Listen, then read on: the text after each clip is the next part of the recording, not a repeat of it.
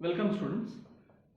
आज आपण complex number मधला प्रॉब्लेम सेट जो आहे मिसलेनियस एक्सरसाइज 1 ज्याला आपण म्हणतो त्यातले मी काही क्वेश्चन्स तुम्हाला करून दाखवणार आहे.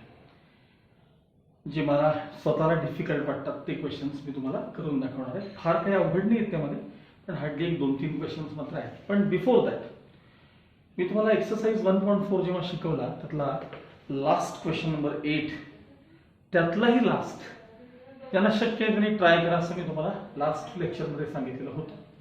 तर बऱ्याच जणांचे मला तर रिप्लाय आलेत की सर आम्हाला तो प्रॉब्लेम करता आलेला नाही. साहजिक आहे, कारण तुम्हाला अजून ट्रिग्नॉमेट्री येत नसल्यामुळे ते प्रॉब्लेम्स येणं एक्सपेक्टेड देखील नाहीये. मी म्हणून तुम्हाला सारखं सारखं सांगतोय की तुम्ही नुसते प्रॉब्लेम आहेत असे वहीत लिहून काढा. ट्रिग्नॉमेट्री शिकल्यानंतर परत मागे या चॅप्टरचा अभ्यास करा, तुम्हाला निश्चित हा पाठ जमून जाईल. ओके, मग आता त्यातला आधी मी 8 क्वेश्चन जो आहे क्वेश्चन नंबर 8 फोर्थ वन तो आधी एक्सप्लेन करतो आणि मग मिसलेनियस मधले काही प्रॉब्लेम्स मी तुम्हाला दाखवणार आहे. ओके, बघा question number 8 exercise 1.4 question number 8 fourth question. -2√3 -2i bracket is to 5 ह्याला a प्लस आय च्या फॉर्म मध्ये आपल्याला आणायला सांगितले त्यांनी. a प्लस आय च्या फॉर्म मध्ये. ठीक आहे, बघा z इक्वल्स तो आतला नंबर घ्या -2√3 -2i. a आणि b च्या व्हॅल्यूज बघा. a -2√3 आहे, b -2 आहे आणि r इक्वल्स ऍक्च्युअली तुम्ही स्टेप्स व्यवस्थित दाखवायच्या. Root of a square plus b square म्हणजे root of a square plus b square. आता ह्याचा या नंबरचा स्क्वेअर मायनसचा स्क्वेअर कायम प्लस असणार. 2√3 चा स्क्वेअर येईल 4 3 चा 12 आणि 2 चा स्क्वेअर येईल 4. पण 12 प्लस 4 16 16 चा रूट 4 म्हणजे r ची व्हॅल्यू तुम्हाला 4 मिळेल. तुम्ही कॅल्क्युलेट करून दाखवायची, माझ्यासारखं लिहायचं नाही. r मिळाला. आता सांगा cos थीटा इक्वल्स काय सांगा. a upon r. a म्हणजे -2√3 अपॉन r. r म्हणजे 4. 2 2 जा 4 कॅन्सलेशन होईल -√3/2. sin theta equals b upon r. b आपल्याकडे -2 आहे, r 4 आहे, डिव्हिजनचा तर -1/2. आता साइन आणि कॉस दोघेही ज्या अर्थी निगेटिव्ह येतात त्या अर्थी तो थर्ड क्वाड्रंट असला पाहिजे. थर्ड क्वाड्रंट मध्ये साइन आणि कॉस दोघेही निगेटिव्ह असतात आणि साधा विचार करा बघा, a निगेटिव्ह b निगेटिव्ह आहे. मी यापूर्वी तुम्हाला बऱ्याचदा हा पार्ट असं सांगितलं बघा.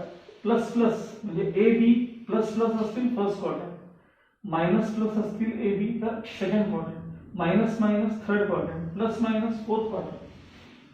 मग इथं ज्या अर्थी हे a आणि b दोघेही निगेटिव्ह आहेत त्या अर्थी हा अँगल थर्ड क्वाड्रंटचा असला पाहिजे म्हणजे 180 प्लस समथिंग असला पाहिजे अँगल. आता समथिंग ओळखायचं कसं बघा. √3/2 आणि हाफ हे कुणाशी रिलेटेड आहेत साइन कॉसच्या बाबतीत. तर साइन 30 हाफ आहे, कॉस 30 √3/2 आहे म्हणजे 180 प्लस 30 डिग्री इतका अँगल आहे. 180 प्लस 30 म्हणजे रेडियन मध्ये पाय प्लस π/6 180 प्लस 30 म्हणजे थोडक्यात क्रॉस मल्टिप्लाय केल्यानंतर तो अँगल किती आहे 7π/6. हे तुम्हाला समजायला 11वीच्या स्टुडंटला बराच अवधी आहे. हे जे काय हा पार्ट आहे नुसता लिहून घ्यायचा. देयरफॉर थीटा इक्वल्स किती मिळालं तुम्हाला 7π/6.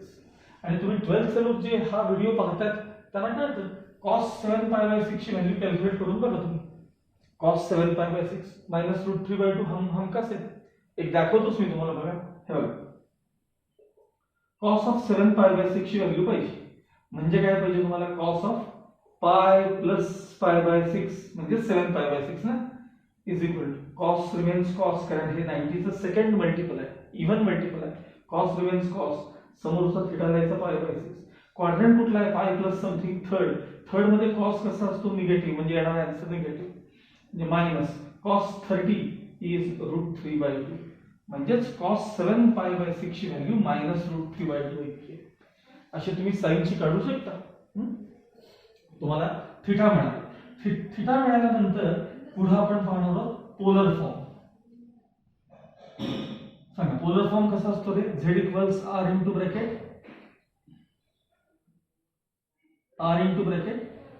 cos theta plus i sin theta हा असतो पोलर फॉर्म. ठीक आहे. सो z इक्वल्स r किती बघा आपल्याकडे r 4 into bracket cos theta theta किती आहे आपल्याकडे 7π/6 प्लस i sin थीटा किती आहे बघा 7π/6. ओके, हा झाला पोलर फॉर्म.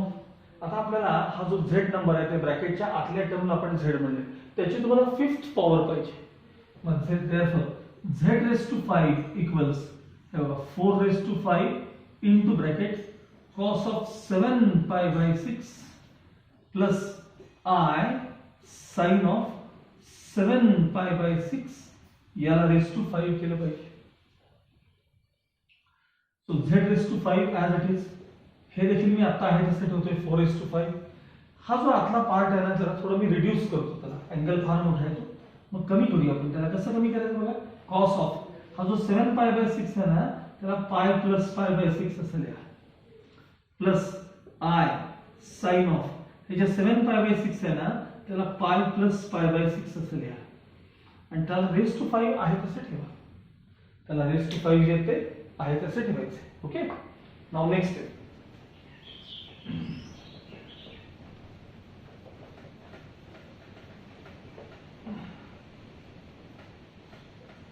हा, कंटिन्यू.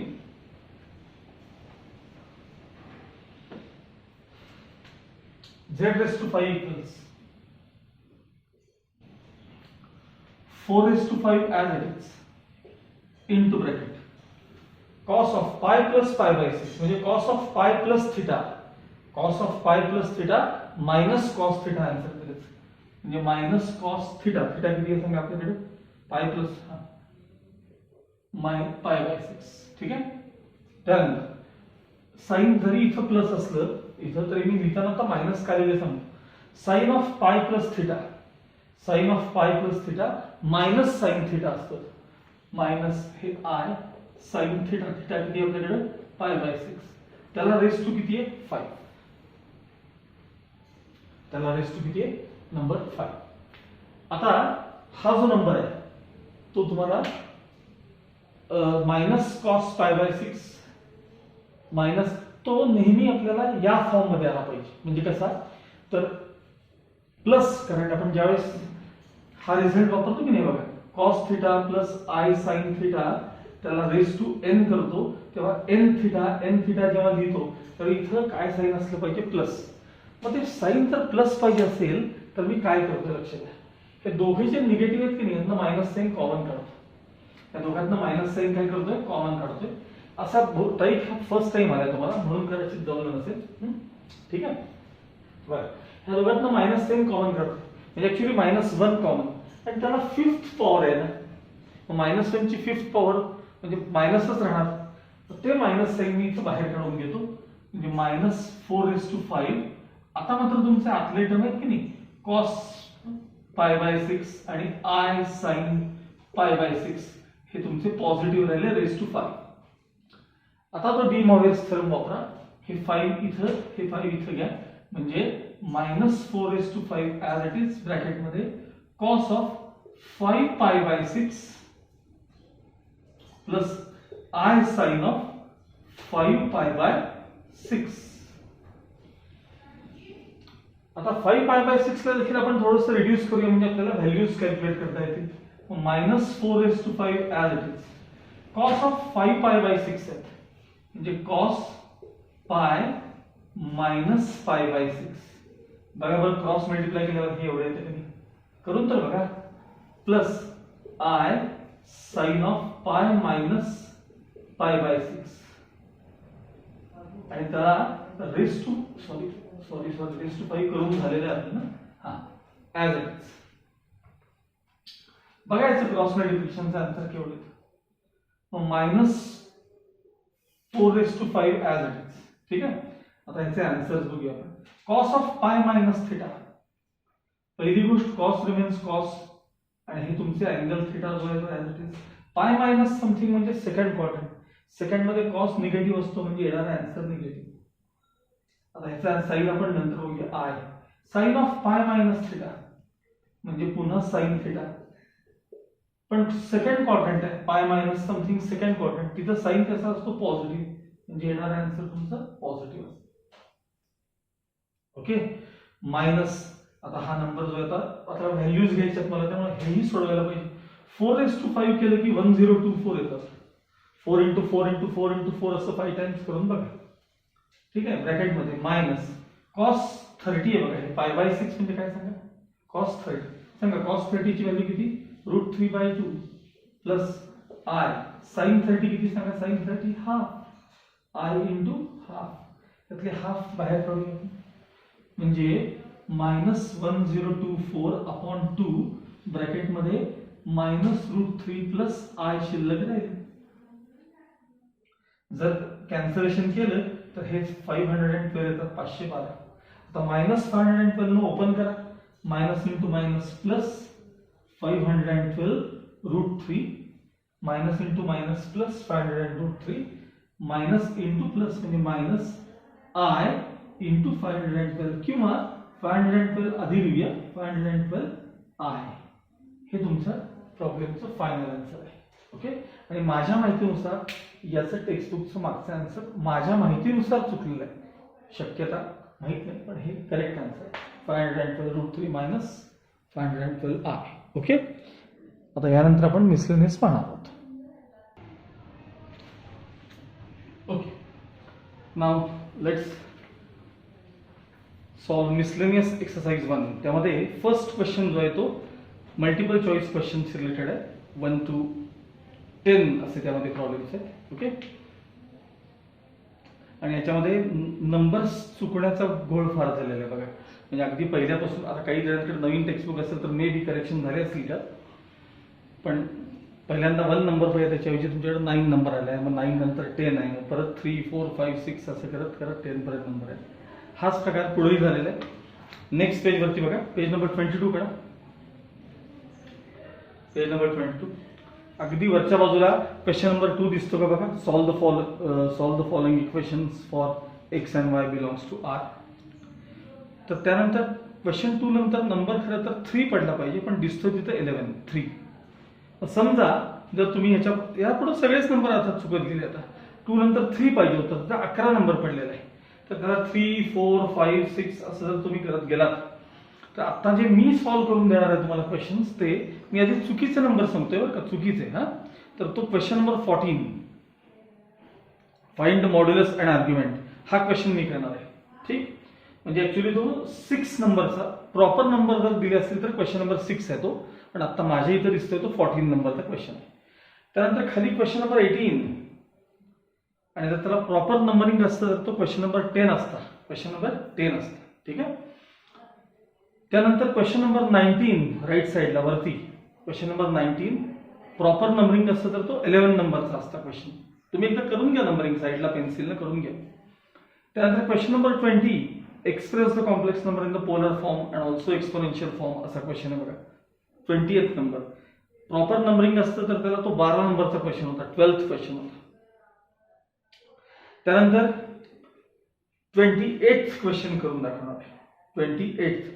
आणि 28th क्वेश्चन जो आहे म्हणजे त्याला प्रॉपर नंबरिंग असेल तर क्वेश्चन नंबर 20 असेल, 20.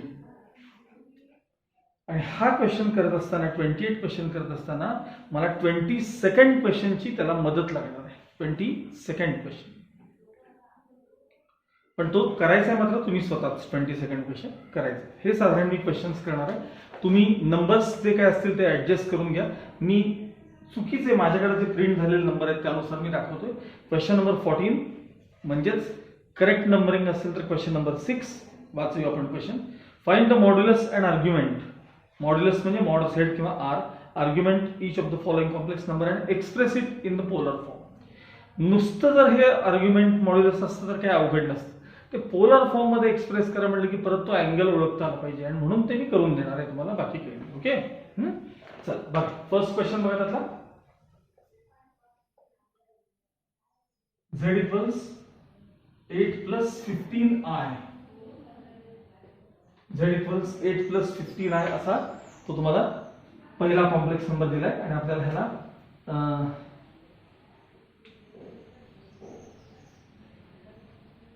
काय काय विचारलं बघा. याला जोडून क्वेश्चन मध्ये विचारले की आपल्याला find modulus, amplitude and express it in the polar form असं तुम्हाला विचारलंय. Find modulus, amplitude. ठीक आहे, बघा पहिल्यांदा या नंबरला कम्पेअर केल्यानंतर सांगा a किती मिळाला तुम्हाला 8, त्याच्यानंतर b किती मिळाला तुम्हाला 15.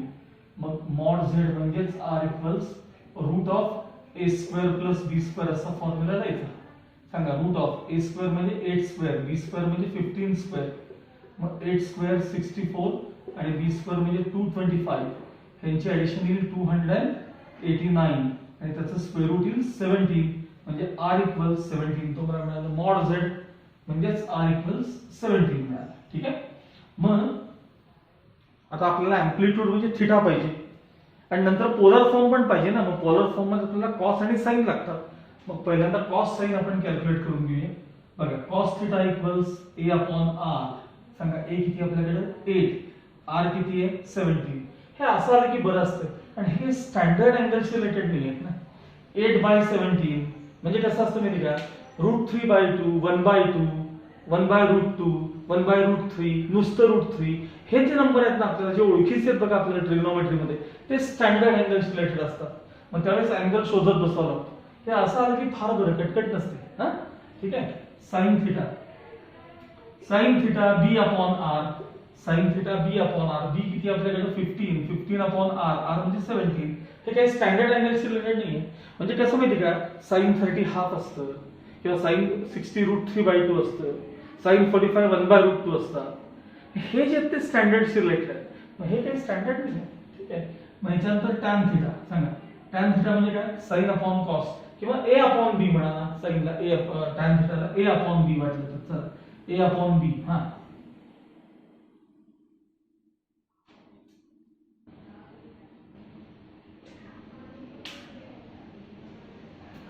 tan theta b upon it and sin upon cos होणार ना. सॉरी म्हणजे कन्फ्युज था. sin upon cos म्हणजे b upon a होणार, not a upon b, b upon a. हां sin upon cos not cos होते. tan b upon a. सांगा b upon a म्हणजे काय झालं सांगा 15 upon 8.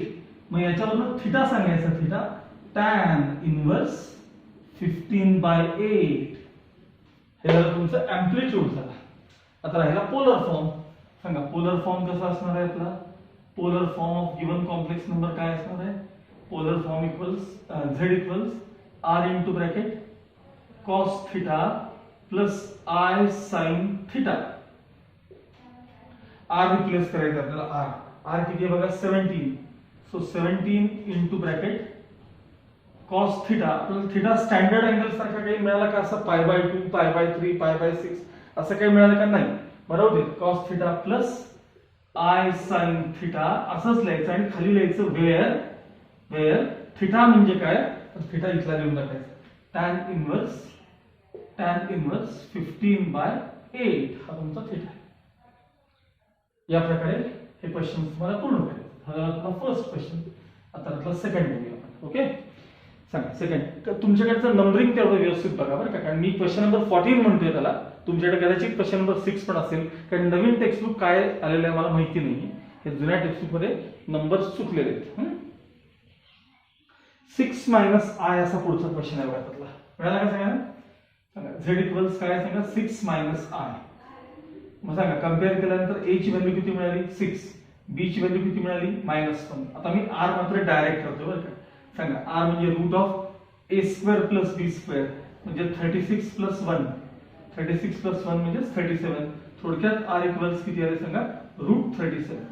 ठीक आहे. मग साइन कॉस मिळवून घेऊया आपण, कारण आपल्याला पोलर फॉर्म शेवटी पाहिजे ना. मग cos theta equals a upon r. cos theta equals a upon r. सांगा a किती आपल्याकडे 6 अपॉन r किती आहे √37. sin theta equals b upon r.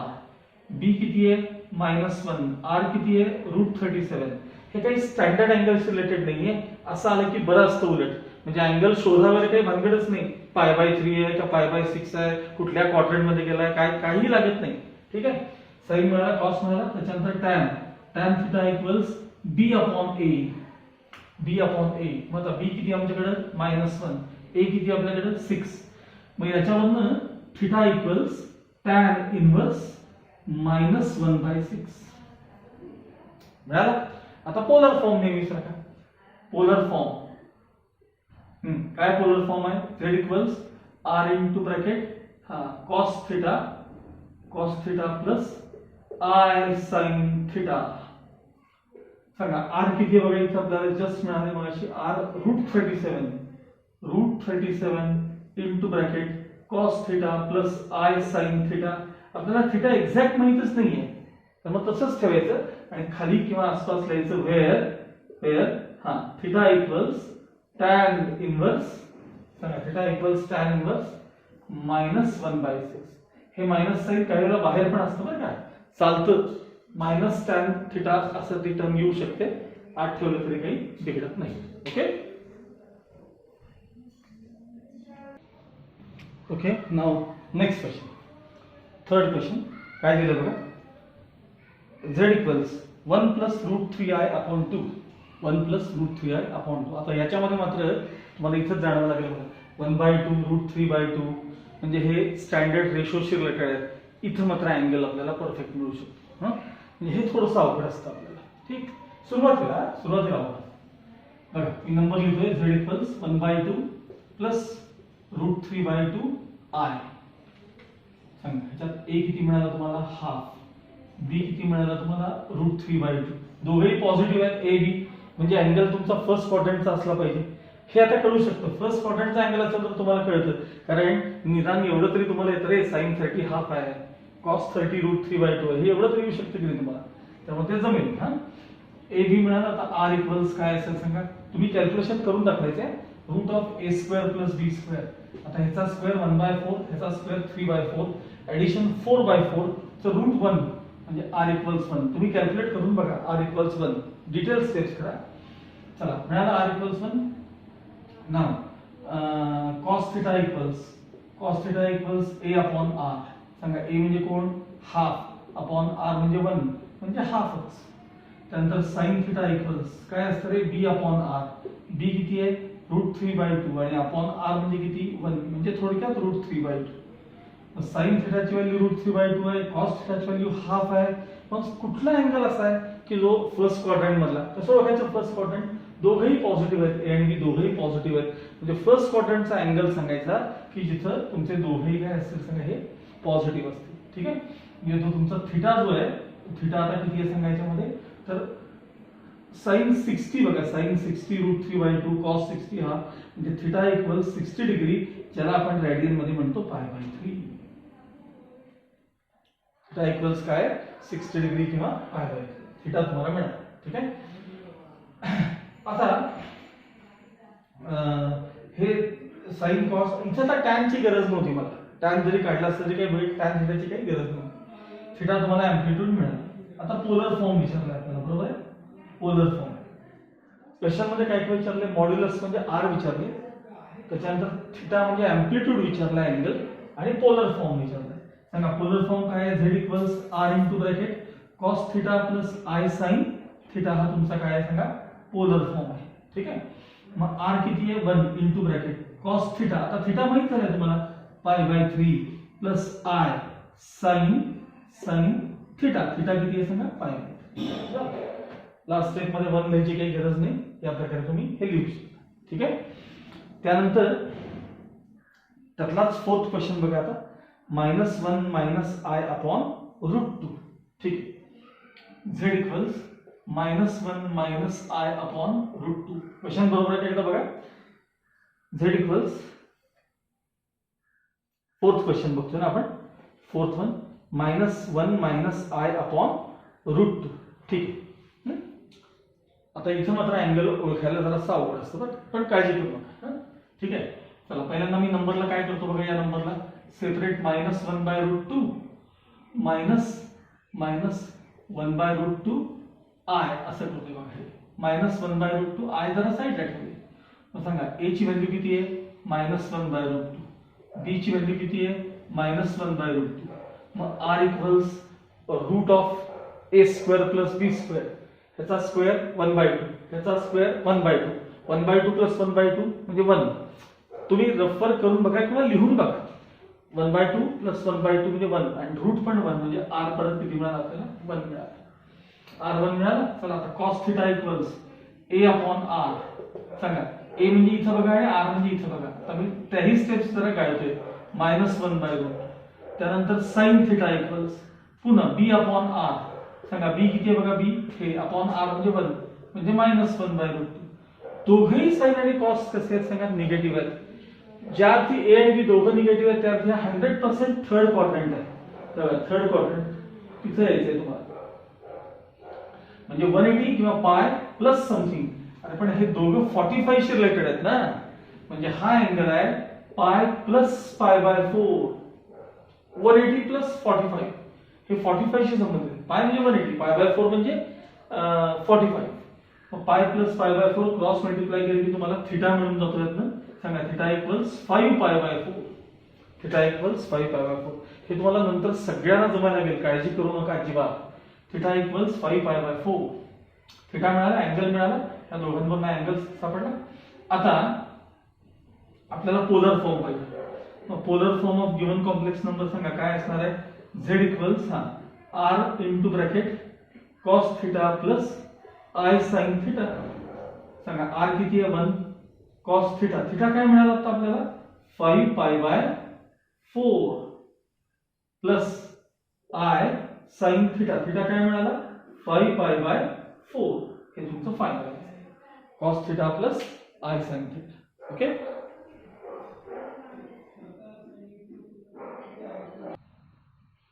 Okay, now next question. z equals 2i असा नंबर दिलाय. त्याला मी पहिल्यांदा 0 प्लस 2i असं लिहून देतो. z इक्वल्स 0 प्लस 2i म्हणजे a त्यातला 0 आहे आणि b त्यातला किती आहे सांगा 2 आहे. मग r किती असेल root of a square plus b square. मग आता याचा 0 चा स्क्वेअर 0, 2 चा स्क्वेअर 4, ऍडिशन 4 आणि त्याचं रूट 2, म्हणजे r तुम्हाला किती मिळाले 2 मिळाले. आता cos थिटा इक्वल्स काय सांगा a अपॉन r. a म्हणजे 0, 0 अपॉन 2 म्हणजे 0. त्यानंतर sin theta equals b upon r. सांगा b किती आहे 2, 2 अपॉन 2 म्हणजेच किती सांगा 1.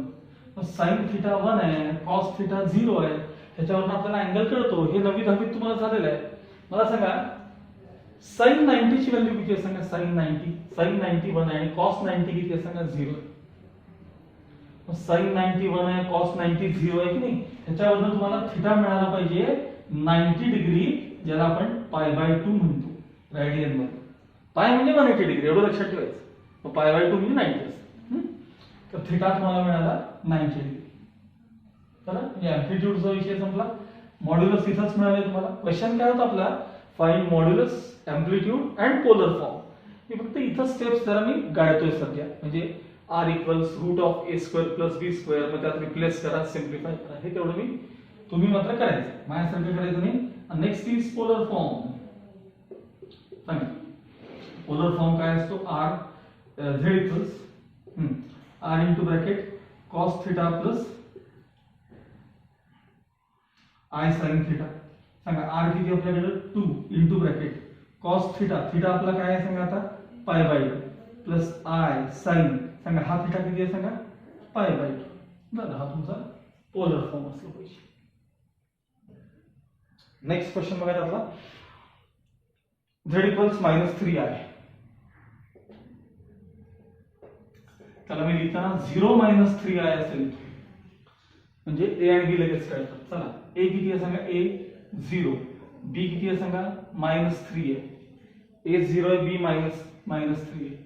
मग r किती असणार root of a square plus b square. 0 square plus 3 square 9, 9 चा रूट किती येणार आहे 3, म्हणजे r 3 मिळाला.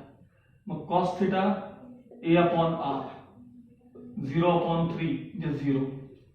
sin theta b upon r, b म्हणजे -3 अपॉन 3 म्हणजे -1. आता मात्र अँगल ओळखायला थोडं विचित्र आहे बघा, तरी कळेल, काही लोकांना समजू शकेल. 12वीच्या लोकांना नक्की कळतंय बघा. 1 0 -1 0 0 1 आणि 0 -1. 90 डिग्री, 180 डिग्री, 270 डिग्री, 360 डिग्री याकरता आपण असं बघत राहतोय. साइन करता नेहमी y कोऑर्डिनेट बघतात आणि कॉस करता नेहमी x कोऑर्डिनेट बघतात. मग sin थिटा -1 आणि cos थिटा 0. हे बघा, साइन करता नेहमी कॉस करता नेहमी x कोऑर्डिनेट बघायचा नाही का. कॉस करता x कोऑर्डिनेट इथे बघा, कॉस करता x कोऑर्डिनेट बघायचा आणि साइन करता y कोऑर्डिनेट बघायचा. sin थिटा -1 आहे, cos थिटा 0 आहे. म्हणजे तुम्ही इथं आलात म्हणजे बघा 1 2 3 270 डिग्री किंवा 90 pi by 2 pi by 2 pi by 2 असं 3 वेळा केलं म्हणजे तो अँगल आहे 3 पाय बाय 2. तो जो अँगल आहे तो 3 पाय बाय 2 आहे म्हणजे 270 डिग्री आहे. हा झाला तुम्हाला मिळालेला अँगल. आता polar form z equals r into bracket cos theta plus i sin theta.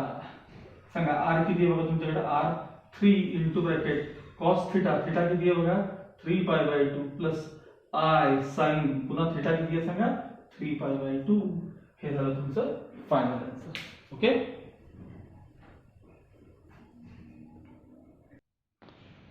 Now last question, z equals 1 by root 2 plus 1 by root 2 I. A 1 by root 2, B 1 by root 2, R root of A square plus B square. ह्याचा square half, ह्याचा square half, addition 1 आणि 1 चं route 1 म्हणजे R 1 मिळालं तुम्हाला. आता cos theta equals A upon R. A म्हणजे 1 by root 2 आणि R म्हणजे 1 म्हणजे 1 by root. sin theta equals B upon R. B म्हणजे 1 by root 2 अपॉन 1 म्हणजे 1 by root 2. हे सोपं आहे, तुम्हाला लगेच कळेल बघा. कॉस म्हणजे दोघेही ए आणि बी पॉझिटिव्ह आहेत म्हणजे फर्स्ट क्वाड्रंट. फर्स्ट क्वाड्रंट म्हणजे आपल्याला 10वीत झालेलं असतं. कोणता अँगल असा आहे सांगा साइन आणि कॉस मध्ये जो तुम्हाला 1 by root 2 मध्ये देतो तर तो अँगल थिटा म्हणजे 45 डिग्री आहे. डिग्री तुम्हाला लगेच कळतं सगळ्यांना 45 degree. Sine 45 1 by root 2, cos 45 1 by root 2, पण आपल्याला लिहायचं असतं रॅडियन मध्ये म्हणजे पाय बाय 4. आता यानंतर मी इमिजिएट नेक्स्ट तो लेसन चालू करणार आहे, तो अँगल्स अँड मेजर्स चालू करणार आहे. त्यात तुम्हाला हे सगळं कळायला चालू होतं की बाबा पाय पाय म्हणजे काय हे त्या लेसन मध्ये कळत. मग ट्रिग्नोमेट्री आणि ट्रिग्नोमेट्री पार्ट 1 पार्ट 2 पार्ट 3 असे 3 मोठे मोठे पार्ट आहेत. ते सगळं झालं की मग हे तुम्हाला या गोष्टी जमायला लागतात जे मी म्हणत असतो ना मध्ये कुठला क्वाड्रंट पाय प्लस समथिंग हे सगळं सगळं जमतं तुम्हाला. फक्त सुरुवातीला जमत नाही, काळजी करू नका. थिटा इक्वल्स पाय बाय 4 मिळालं. आता आपल्याला बघायचं आहे पोलर फॉर्म. पोलर फॉर्म सांगा z equals r into bracket cos theta plus i sin theta हा आपला पोलर फॉर्म आहे. सांगा r किती आहे बघा आपल्याकडे r1 into bracket cos theta theta किती आहे pi by 4 plus i sin theta theta किती आहे पाय बाय 4. ओके. आपण आता इथला क्वेश्चन नंबर 14 म्हणजे चुकलेला जर नंबर पाहिजे तर क्वेश्चन नंबर 14 आणि प्रॉपर नंबरिंग असेल तर क्वेश्चन नंबर 6 तुमचा आता मिसलेनियसचा बघून झालेला आहे. यानंतर मी अजून बाकीचे क्वेश्चन्स एक्सप्लेन करेन. ते झालं की तुम्ही दरम्यानच्या काळामध्ये जे जे क्वेश्चन्स तुम्हाला सोडवताना अडचण येत असेल त्याचे नंबर्स मला पर्सनल व्हॉट्सअप नंबरला टाकत जावा. तेही मी ह्याच्यात कव्हर करायचा प्रयत्न करेन. ओके ठीक आहे. आणि समजा अगदी सोपे असते तर आपापल्याच मित्रांना मैत्रिणींना थोडंसं फोनवरनं कॉन्व्हर्सेशन करून वगैरे विचारून घ्यायचे आणि आपल्यापर्यंत जमले तर स्वतः सॉल्व्ह करायचे. अदरवाईज मी तुम्हाला करून देईन. ठीक आहे. Remaining questions in the next period.